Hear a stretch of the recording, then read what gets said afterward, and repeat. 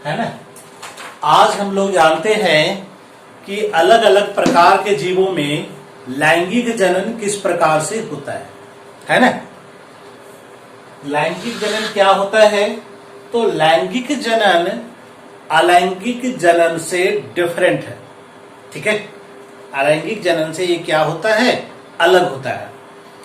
लैंगिक जनन में जो संतान उत्पन्न होता है यह अपने जनक से, अपने पेरेंट से कुछ भिन्न होते हैं, ठीक है। क्या होते हैं? कुछ भिन्न होते हैं। इसी भिन्नता के कारण यह बदलते हुए वायुमंडलीय परिस्थितियों में भी अच्छे से जीवित रह पाते हैं, है ना। जबकि अलैंगिक जनन में ऐसा नहीं हो पाता है। इसलिए सबसे ज्यादा बेटर कौन सा है? तो बेटर लैंगिक जनन है ना।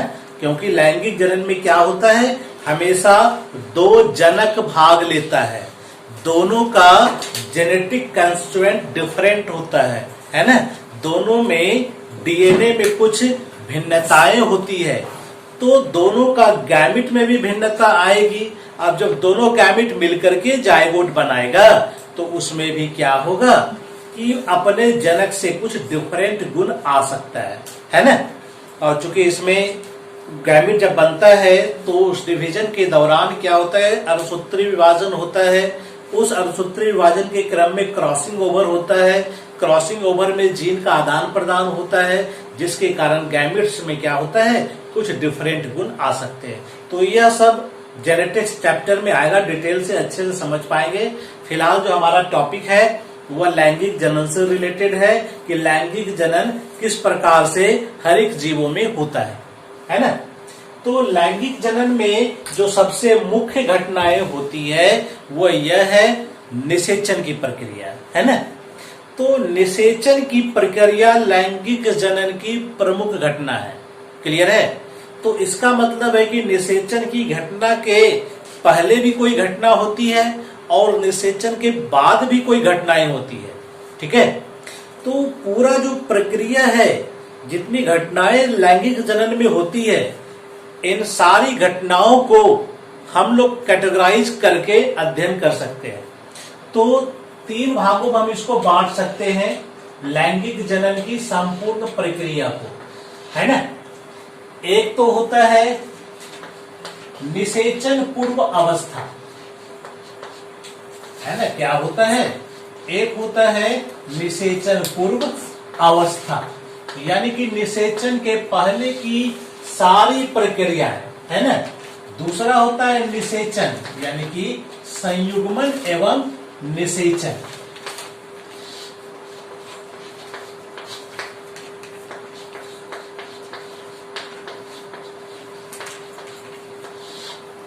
क्लियर है?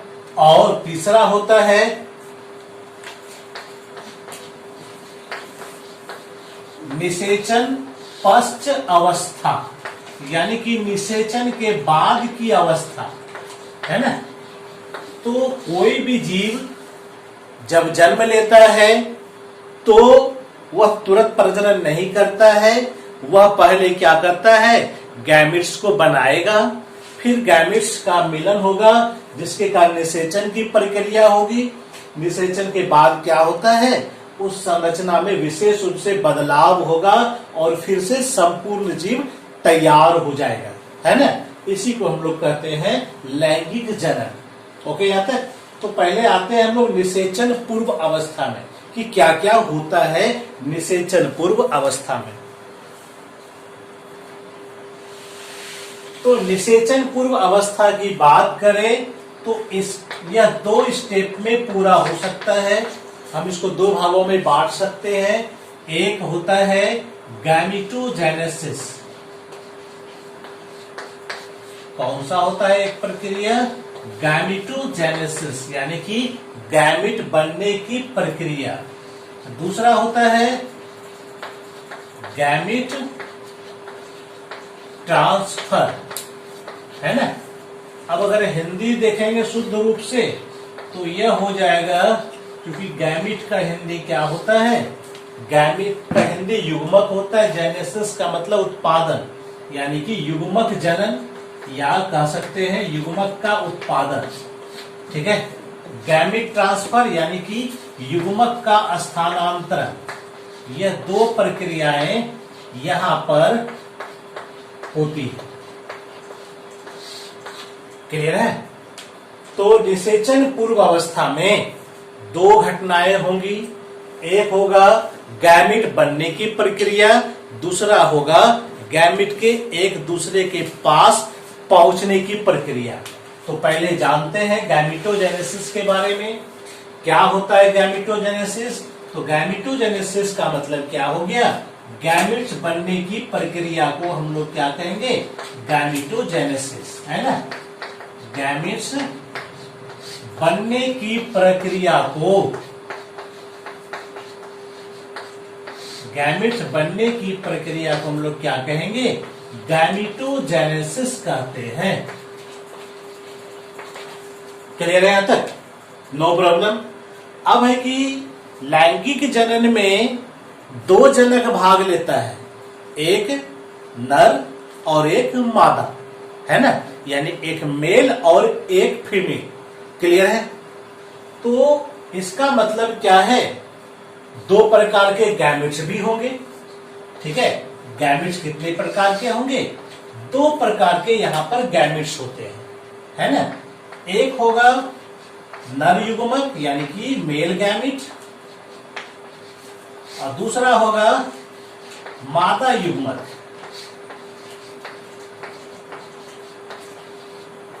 यानी कि फीमेल गैमिट। ठीक है, तो दो प्रकार के गैमिट्स हो गए, नर युग्मक और मादा युग्मक। क्लियर है?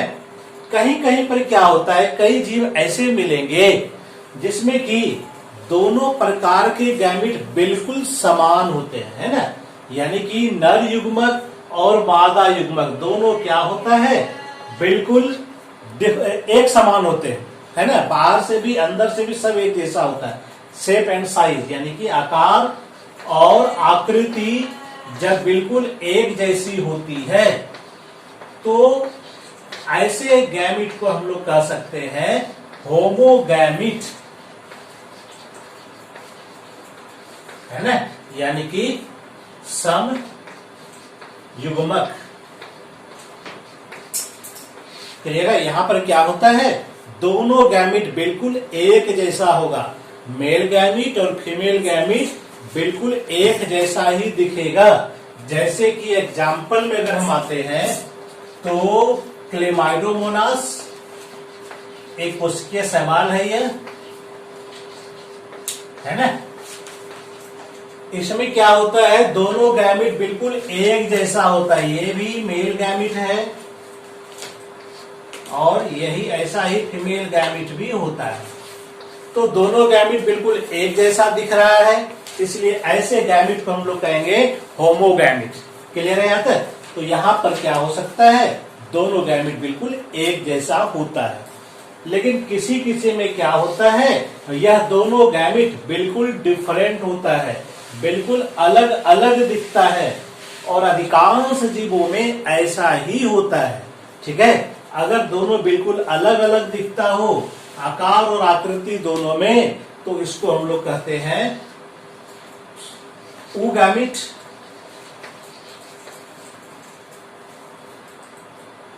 या फिर हेटेरोगैमिट।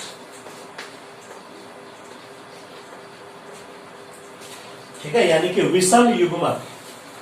ठीक है, क्या हो जाएगा ये? इसको हम लोग कहेंगे विषम युग्मक या युग्मकी। क्लियर है यहां तक? तो दो प्रकार के गैमिट हुए, मेल गैमिट, फीमेल गैमिट।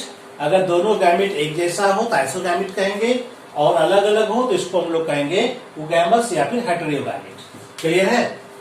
अब अगर दोनों गैमिट बिल्कुल अलग अलग दिखता हो, ठीक है, तो नर युग्मक का नाम क्या हो जाता है और मादा युग्मक का नाम क्या हो जाता है? ठीक है, तो ये हम लोग देखते हैं।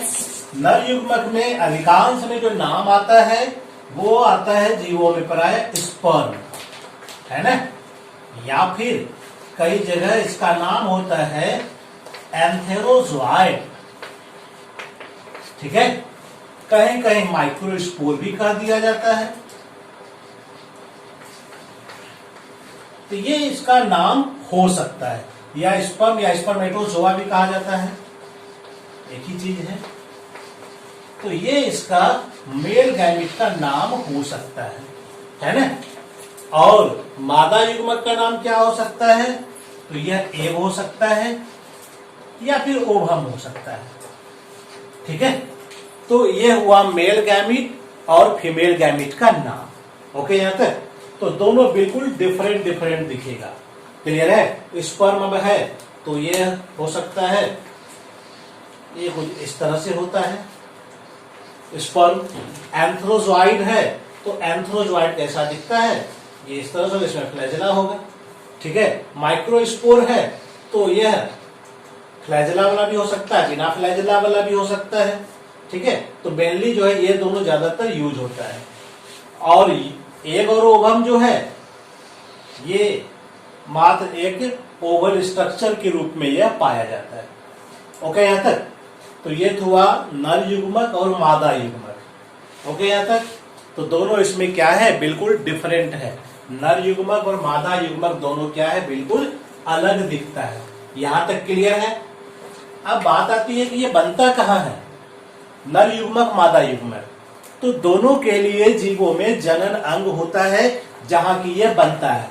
अगर नर युग्मक की बात करें, ठीक है, तो यह बन सकता है, किसमें बन सकता है, तो यह बन सकता है जैसे ह्यूमन में बनता है, टेस्टिस में बनता है, यानी कि जिसको हिंदी में हम लोग कहते हैं वृषण, है ना। स्पर्म कहां बनता है, तो यह टेस्टिस में बनता है। एंथ्रोजॉइड की बात करें तो यह ब्रायोफाइटा टेरिडोफाइटा सब में बनता है, एंथ्रोडियम में बनता है ना। कहां बनता है ये, एंथ्रोडियम में बनता है। अगर स्पोर बन रहा है तो ये माइक्रोस्पोरेंजियम हो सकता है या स्पोरेंजियम,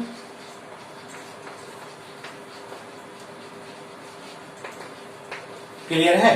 तो ये सारे गैमिट जो है एक विशेष अंग में बनते हैं, क्लियर है, जिसका ये सब नाम हो सकता है। तो ये सब हमको देखने के लिए भी आगे भी मिलेगा। और मादा युग्मक की बात करें तो मादा युग्मक कहां बनेगा, तो इसके लिए भी कोई अंग होगा जहां पर क्या होगा, ये फीमेल गैमिट बनेगा, ठीक है। जैसे ब्रायोफाइटा टेरिडोफाइटा अगर हम बात करें तो वहां पर कहां बनता है, जैसे कि कहीं कहीं बनता है ओवनियम में, आर्किगोनियम में ब्रायोफाइटा है,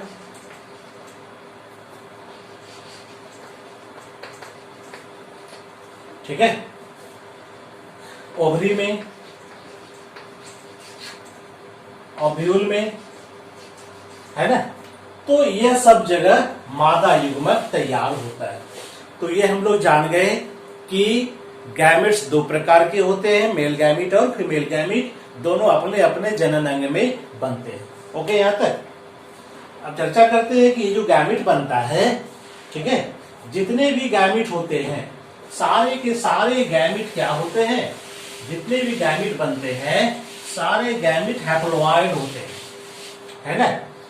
कोई भी गैमिट हो, चाहे वह मेल गैमिट हो या फिर फीमेल गैमिट हो, यानी कि नर युग्मक हो या फिर फीमेल गैमिट हो, यानी कि मादा युग्मक हो, ये सब के सब क्या होते हैं, सारे के सारे हैप्लॉइड होते हैं। क्या होते हैं, सारे के सारे हैप्लॉइड होते हैं। अब हैप्लॉइड क्या होता है, हैप्लॉइड का मतलब होता है सिंगल सेट ऑफ क्रोमोसोम, ठीक है, यानी कि गुणसूत्र का एक सेट होता है ना। जैसे कि हम लोग अगर अपने कोशिका की बात करें तो हमारे कोशिका में क्या है, जो क्रोमोसोम है ये हम देखेंगे कि पेयर के रूप में 23 पेयर पाया जाता है ना, 23 जोड़ा गुणसूत्र पाया जाता है, जोड़े में पाया जाता है, ये जोड़े का सेट है, तो इसको हम लोग कहते हैं 2n। लेकिन यही अगर अलग अलग ही रहे, कोई जोड़ा में नहीं रहे, तो हम इसको कहेंगे n। यानी कि सारे गैमेट में क्या होता है, सब में यह सिंगल सिंगल ही गुणसूत्र पाया जाएगा, है ना। हम लोग का भी गैमेट है, स्पर्म है, तो पूरे शरीर में 23 पेयर होता है, लेकिन स्पर्म में सिर्फ क्या होगा, 23 क्रोमोसोम होगा, है ना। तो चूंकि सब अलग अलग हो गया है, क्लियर है यहाँ तक। तो ये होता है हैप्लॉइड का मतलब। तो ये बात हमेशा दिमाग में रखना है कि कोई भी गैमिट हो, वह गैमिट क्या होता है, हमेशा हैप्लॉइड होता है। क्या होता है, ये गैमिट हमेशा हैप्लॉइड होता है। क्लियर है यहां तक, ये क्लियर हो गया। अब ये डिपेंड करेगा कि ठीक है गैमिट तो हैप्लॉइड है, यह बना कैसे है ना। तो अगर पेरेंट यानी कि जो जनक है ना, अधिकांश जनक तो डिप्लॉयड ही होता है ना, जैसे कि टेरिडोफाइटा है ना, क्या है, टेरिडोफाइटा का प्लांट है, जिम्नोस्पर्म है, ये सब प्लांट का ग्रुप का नाम है, जो कि आप लोग पहले भी पढ़े होंगे एलिफेंट में। एंजियोस्पर्म है, यह सब क्या है, डिप्लॉयड पेरेंट होता है इसका जनक में क्या होता है, क्रोमोसोम का डबल सेट है, यानी कि पेयर्ड क्रोमोसोम है, गुणसूत्र जोड़े में पाया जाता है। ठीक है, तो यह सब को हम लोग कहते हैं डिप्लॉयड पेरेंट्स। क्या कहेंगे इसको हम लोग, डिप्लॉयड पेरेंट्स, यानी कि डिप्लॉयड जनक है ये, द्विगुणित, हिंदी में कहते हैं इसको द्विगुणित। ठीक है, तो इसमें क्या होता है, इसमें जब मियोसिस डिवीजन होगा, यानी यहां पर ये मियोसिस डिवीजन हो रहा है। मियोसिस का मतलब क्या होता है, अर्धसूत्री विभाजन, है ना। तो यहां पर कौन सा कोशिका विभाजन हो रहा है, अर्धसूत्री विभाजन होता है, जिसके फलस्वरूप क्या होता है, जो गैमेट्स बनता है, चाहे मेल गैमेट्स बने या फीमेल गैमेट्स बने, वह हैप्लॉइड होगा। क्योंकि जब तक मियोसिस नहीं होगा तब तक हैप्लॉइड तैयार ही नहीं हो सकता है। क्लियर है। इसके बाद यह दूसरा गैमेट के साथ मिलकर के निषेचन करेगा और ये जाइगोट बनाएगा, जो कि डिप्लॉइड होगा, है ना। यह फिर अपना माइटोसिस डिवीजन द्वारा यानी कि समसूत्री विभाजन करेगा और बढ़ के ये पूरा जीव बना देगा, जो कि डिप्लॉइड होगा। यानी कि डिप्लॉइड जनक से संतान भी कैसा हो गया, डिप्लॉइड हो गया, है ना। तो ये प्रकृति का ही ऐसा ही नियम है कि जैसा जनक है प्रजनन के बाद भी वैसा ही जीव तैयार होना चाहिए, वही गुणसूत्र का जोड़ा होना चाहिए। ठीक है, उतना ही हैप्लॉइड जो है हैप्लॉइड रहेगा, डिप्लॉइड ही जो है वो डिप्लॉइड ही रहेगा। क्लियर है, ये तो हुआ डिप्लॉइड जनक की बात। लेकिन अगर जनक हैप्लॉइड हो, ठीक है, अगर ये जनक क्या हो, हैप्लॉइड जनक हो, कई जनक हैप्लॉइड भी होते हैं, है ना, यानी कि ये एन हो। ठीक है, तो कौन होता है एन, तो जैसे कि ये हो सकता है एल्गी हो सकता है, फंजाई हो सकता है, ब्रायोफाइटा हो सकता है ना। यह सब क्या है, इसके जनक हैप्लॉइड होते हैं। क्या होते हैं इसके जनक, हैप्लॉइड होते हैं। तो यह पहले से ही हैप्लॉइड और गैमेट को हैप्लॉइड बनना है, तो यहाँ पर तब मियोसिस डिवीजन नहीं होगा। यहाँ पर कौन सा डिवीजन होगा, माइटोसिस डिवीजन होगा, जिसको हम लोग कहते हैं हिंदी में समसूत्री विभाजन, है ना। क्या कहेंगे इसको हम लोग, इसको हम लोग कहते हैं समसूत्री विभाजन। क्लियर है तक। तो गैमेट्स बन गया, फिर यहाँ पर ये डिप्लॉइड हो जाएगा। तो अब यहाँ पर दिक्कत हो जाएगी, अगर ये माइटोसिस हो गया तो जीव क्या होगा, डिप्लॉइड हो जाएगा, जबकि पेरेंट्स क्या हैप्लॉइड होगा, गड़बड़ हो जाएगा। इसलिए यहाँ पर क्या होगा, इसमें अब एक बार मियोसिस डिवीजन होगा, यानी अंशसूत्री विभाजन होगा, ताकि जो सेल तैयार हो वो कैसा सेल तैयार हो, हैप्लॉइड हो जाए, तब यह ग्रो करेगा, है ना। तब यह माइटोसिस करके पूरा जीव तैयार करेगा, जो क्या होगा, हैप्लॉइड होगा। आई बात समझ में। तो इस तरह से यह काम होता है, नो प्रॉब्लम, ये समझ में आ गया। तो ये हो गया हैप्लॉइड जनक अगर है तो क्या होगा, इसमें माइटोसिस होगा, माइटोसिस के कारण जो गैमेट्स बनेगा वह भी क्या होगा, हैप्लॉइड ही होगा। ठीक है, लेकिन उसके बाद जो जाइगोट बनता है तो डिप्लॉइड हो जाएगा, क्योंकि दूसरा गैमेट फिर आके यहाँ मिलता है, मेल फीमेल गैमेट दोनों मिलेगा, इसलिए यह क्या होता है, डिप्लॉइड होता है। तो यहाँ पर अब मियोसिस होना जरूरी है। है ना। अगर मियोसिस नहीं होगा यानी अल्पसूत्री विभाजन अगर नहीं होगा तो ये जो जीव तैयार होगा वो डिप्लॉयड हो जाएगा, जो कि यहाँ से अलग हो जाएगा और इस जीव का अस्तित्व ही खत्म हो जाएगा, ये जीव वापस मिलेगा ही नहीं। इसलिए जरूरी है कि इसमें मियोसिस एक बार हो। तो यानी कि दो जगह मियोसिस होता है, या एक बार तो या तो यहाँ हो सकता है या तो यहाँ। शुरुआत में जो होता है इसको हम लोग कहते हैं गैमेटिक मियोसिस, और यहाँ पर जो होता है जायगोट में जो होता है इसको कहते हैं हम लोग जायगोटिक मियोसिस। यानी गैमेट बनने के लिए जो मियोसिस हुआ उसको गैमेटिक मियोसिस, और जायगोट में जो मियोसिस होता है उसको हम लोग कहते हैं जायगोटिक मियोसिस। तो वेरी वेरी इंपॉर्टेंट है, ये याद रखना है, ठीक है। तो दो तरह के गैमेट हो गए, दोनों के दोनों हैप्लॉइड गैमेट होते हैं, ठीक है। अब बारी आती है ये चीज का कि जो दोनों गैमेट बनता है क्या एक ही जीव में तैयार होता है या अलग अलग होता है। तो दोनों तरह कंडीशंस होते हैं। तो इस आधार पर जीव को हम लोग दो भागों में बांट सकते हैं। एक जीव होते हैं मोनोसियस, एक जीव होते हैं डायोसियस, है ना। तो दो प्रकार के जीव होते हैं, है ना, मोनोसियस और डायोसियस। मोनोसियस किसको कहेंगे हम लोग? तो मोनोसियस का मतलब हो गया कि वैसा जीव या पौधा जिसमें कि एक ही जीव में या एक ही पौधे में, ठीक है, एक ही जीव में क्या होता है, दोनों प्रकार के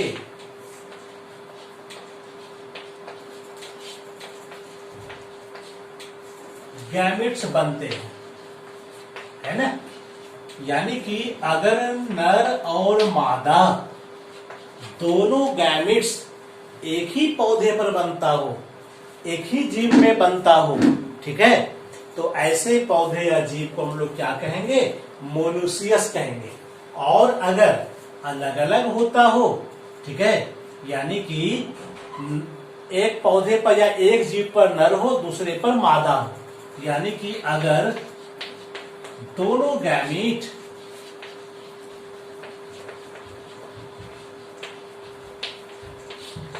अलग अलग जीव में बनता है तो उसको हम लोग क्या कहेंगे? उसको कहते हैं हम लोग डायोसियस। तो इस तरह से दो प्रकार के जीव होते हैं। इसको हम लोग कह सकते हैं हर्माफ्रोडाइट भी कहते हैं, है ना। इसको क्या कहते हैं हम लोग? इसका दूसरा नाम होता है हर्माफ्रोडाइट। प्राय एनिमल्स के लिए हम लोग हर्माफ्रोडाइट का यूज करते हैं। एनिमल में भी कई एनिमल ऐसे हैं जिसमें एक ही में दोनों जनन अंग पाया जाएगा, नर भी पाया जाएगा और मादा भी पाया जाएगा। क्लियर है? उसी तरह से यहाँ है। और भी कई प्रकार के पौधे सब हैं जिसमें एक ही जीव में क्या होता है, दोनों प्रकार के गैमेट्स बनते हैं। जैसे कि कुकुरबिटेसी फैमिली का जो भी मेंबर है सबके सब ऐसा ही है। जैसे कुकुम्बर है, पंपकिन है, यह सब के सब मोनोसियस है। तो कई पौधे आपको ऐसे मिल जाएंगे, ठीक है, कई पौधे ऐसे मिल जाएंगे जिसमें एक ही पौधे पर दोनों प्रकार के जीव उत्पन्न होते हैं, नर भी और मादा भी। अगर ऐसा है तो इसको हम लोग कहेंगे मोनोसियस। लेकिन अगर अलग अलग है तो इसको हम लोग कहेंगे डायोसियस। जैसे कि डेट पाम है जिसको हम लोग कहते हैं खजूर, है ना। तो खजूर में आप देखेंगे, पपीता में देखेंगे, है ना, उसमें क्या होता है, नर अलग है और मादा अलग है, अलग अलग उसका पौधा होता है, ठीक है। और बाकी मैक्सिमम जीव डायोसियस ही होता है, मैक्सिमम पौधा मोनोसियस होता है। यही नियम है। क्लियर है? तो ये मोनोसियस डायोसियस भी समझ में आ गया। तो इस तरह से गैमेट बनने की प्रक्रिया पूरी हो गई। इसमें हम लोगों ने जाना कि गैमेट कहाँ कब कैसे बनता है, क्या होता है गैमेट्स का प्लॉइडी क्या होता है, कितने प्रकार के गैमेट्स होते हैं, कहाँ बनता है गैमेट्स, ये भी हम लोगों ने जाना। कहाँ माइटोसिस होता है, कहाँ मेयोसिस होता है, यह भी हम लोगों ने जाना, है ना। जब गैमेट्स बन गया तो अब बारी है गैमेट्स ट्रांसफर की, यानी कि युग्मक का ट्रांसफर होना है ना। युग्मक का क्या होना है? ट्रांसफर होना, यानी वह एक जगह से दूसरे जगह जाएगा। तो जो लोअर ग्रुप का जीव होगा, है ना, जो निम्न वर्गीय जीव होगा, निम्न वर्गीय जीव में क्या होता है, दोनों गैमिट प्रायः मोटाइल होता है ना। बोथ गैमिट क्या हो सकता है, मोटाइल होगा। मोटाइल का मतलब दोनों चल सकता है ना, दोनों चल के एक जगह पहुंच गया और उसके बाद उसके बीच में फर्टिलाइजेशन हो गया, ठीक है। या फिर खास करके एल्गी सब में हम लोग ऐसा देखते हैं, ठीक है, कि गैमिट्स में फ्लैजेला होता है, उसके सहारे मूव करके चला जाएगा। या फिर अगर ऐसा नहीं है तो पानी की जलधारा के साथ वह बह करके एक दूसरे के करीब पहुंचता है, तो वैसे फर्टिलाइजेशन हो जाता है। लेकिन कुछ अदर प्लांट में जैसे कि ब्रायोफाइटा है, टेरिडोफाइटा है ना, यह सब में क्या होता है, जो मेल गैमिट है जिसको हम लोग एंथेरोजोइड कहते हैं, यह क्या होता है, जल में तैर करके पहुंचेगा फीमेल तक, है ना, जल में तैर करके पहुंचेगा, फीमेल का जो ऑर्गेन है आर्चिगोनियम वहां पहुंचता है, क्लियर है, और फिर फर्टिलाइजेशन करता है। जिम्नोस्पर्म का प्लांट है तो इसमें हवा के द्वारा पॉलिनेशन होता है, यानी परागन करता है, और उसके द्वारा इसमें फर्टिलाइजेशन होगा। हायर प्लांट है, एंजियोस्पर्म है, तो इसमें भी पॉलिनेशन ही होगा, लेकिन इसके पॉलिनेशन में सबको ही मदद करता है, हवा हो कि पानी हो या जंतु हो, सब इसमें मदद करता है। लेकिन यहाँ पर सिर्फ और सिर्फ हवा मदद करता है जिम्नोस्पर्म में। तो पहुंच गया, यानी कि ये जो तरीका बता रहे हैं, तो मैक्सिमम में क्या होता है कि मेल गैमिट ही पहुंचता है फीमेल तक, फीमेल अपनी जगह पर स्थिर रहती है ना। तो मेल कैसे पहुंचेगा, तो मेल का गैमिट यानी नर युग्मक जहां है, उस संरचना को क्या किया जाता है, इसके द्वारा पहुंचाया जाएगा, है ना। यहाँ पर तो डायरेक्ट मेल गैमिट पानी में तैर करके पहुंच गया फीमेल तक, जिम्नोस्पर्म में हवा के द्वारा पहुंच गया, एंजियोस्पर्म में क्या हुआ, हवा पानी जंतु के द्वारा वह संरचना पहुंचता है फीमेल तक, जिसमें कि मेल गैमिट होता है। और जो हायर किस्म के जीव जंतु होते हैं, जानवर होते हैं, उसमें एक विशेष प्रक्रिया होती है, कोपुलेशन की प्रक्रिया, है ना।